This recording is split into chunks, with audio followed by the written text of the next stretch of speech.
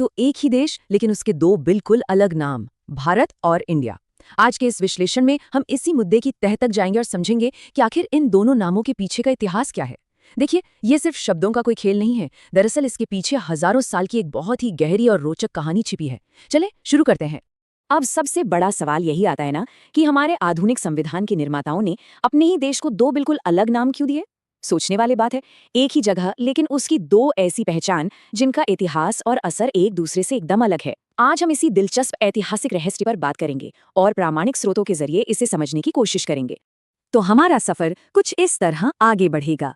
सबसे पहले बात करेंगे एक राष्ट्र दो नाम की, फिर जाएंगे प्राचीन जड़ों की खोज में, उसके बाद राजा भरत की कथा देखेंगे, फिर समझेंगे इंडिया शब्द की उत्पत्ति और आखिर में संवैधानिक बहस पर चर्चा करेंगे। तो आइए सबसे पहले हिस्से से शुरुआत करते हैं, एक राष्ट्र दो नाम। देखिए, इन दोनों शब्दों के बीच एक बहुत ही मौलिक यानी बेसिक अंतर है। एक तरफ है भारत, ये सिर्फ एक जगह नहीं है, ये हमारी आंतरिक पहचान, हमारी प्राचीन जड़ों और हमारी सभ्यता की निरंतरता का प्रतीक है। ये वो नाम है जो इस मिट्टी से जुड़ा है। और दूसरी तरफ है इंडिया, ये मुख्य रूप से एक बाहरी पहचान है जो भौगोलिक चिन्हों और खास तौर पर ब्रिटिश औपनिवेशिक काल यानी कॉलोनियल एरा के दौरान सबसे ज्यादा मशहूर हुई। दोनों नामों का अपना एक अलग ऐतिहासिक वजन है। चलिए अब दूसरे हिस्से की तरफ बढ़ते हैं, जहां हम इन प्राचीन जड़ों की खोज करेंगे। अब यहाँ जो चीज सबसे ज्यादा हैरान करती है वो ये कि प्राचीन काल में इस नाम को लेकर कितनी जबरदस्त आम सहमति थी। यह किसी एक परंपरा तक सीमित नहीं था। हिंदू ग्रंथ विष्णु पुराण, जैन ग्रंथ आदि पुराण और बौद्ध ग्रंथ महावस्तु, इन तीन अलग अलग विचारधाराओं वाले ग्रंथों में एक ही जगह के लिए भारत या भारतवर्ष का इस्तेमाल हुआ है। इसका मतलब साफ है कि भारत शब्द उस वक्त के पूरे उपमहाद्वीप की एक साझा सांस्कृतिक स्मृति में बसा हुआ था। और अगर हम बिल्कुल शुरुआत में जाएं तो इसका सबसे पहला जिक्र ऋग्वेद में मिलता है। दरअसल वहां भारत जन यानी भारत के लोगों की रक्षा के लिए आह्वान किया गया है। तो सोचकर देखिए, ये पहचान हजारों साल पुरानी है और इसका ऐतिहासिक महत्व कितना गहरा है। तो अब चलते हैं तीसरे हिस्से पर, राजा भरत की कथा।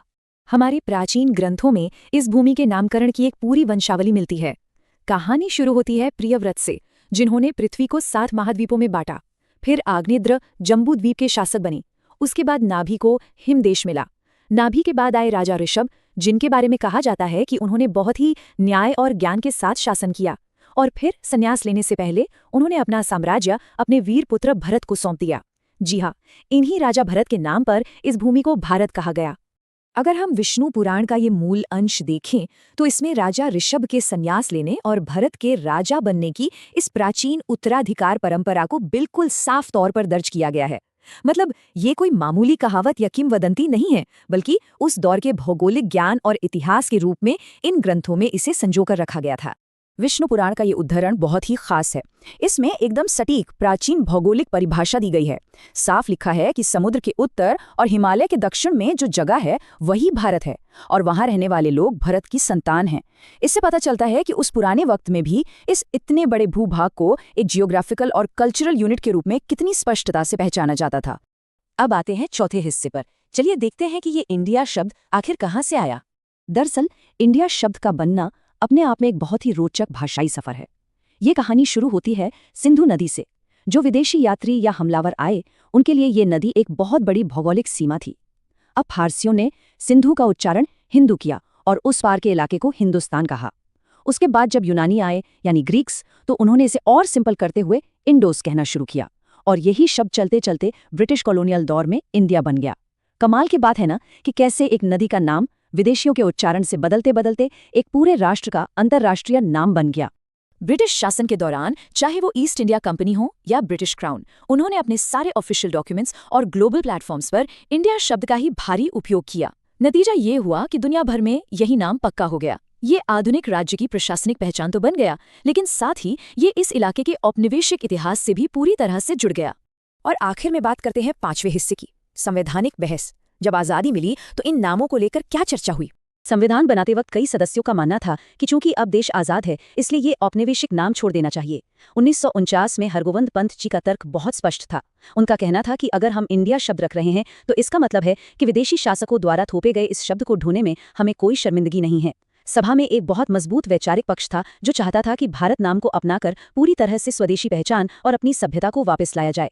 ये उस वक्त कॉलोनियलिज्म के खिलाफ उठी आवाजों का एक प्रमाणिक दस्तावेज है। काफी गहन विचार विमर्श के बाद आखिरकार 18 सितंबर 1949 को एक ऐतिहासिक फैसला लिया गया। संविधान के अनुच्छेद 1 यानी आर्टिकल 1 के मसौदे में लिखा गया, इंडिया दैट इज भारत, अर्थात इंडिया जो कि भारत है। संविधान निर्माताओं ने किसी एक नाम को चुनने के बजाय एक बीच का रास्ता निकाला। उन्होंने देश के मॉडर्न, इंटरनेशनली रिकॉग्नाइज्ड नाम इंडिया और इसकी प्राचीन पहचान भारत दोनों को एक साथ मान्यता दे दी।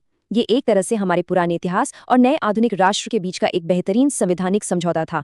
ये पूरा विश्लेषण हमें इस आखिरी और थोड़ा सोचने पर मजबूर करने वाले सवाल पर लाकर खड़ा कर देता है। किसी भी देश का नाम सिर्फ कागजों पर लिखा गया कोई शब्द नहीं होता, वो उसकी सांस्कृतिक विरासत, उसके इतिहास और उसके आने वाले कल का प्रतीक होता है। भारत और इंडिया, इन दोनों नामों का एक साथ चलना अपने आप में एक विरोधाभास भी है और एक ऐतिहासिक सच्चाई भी।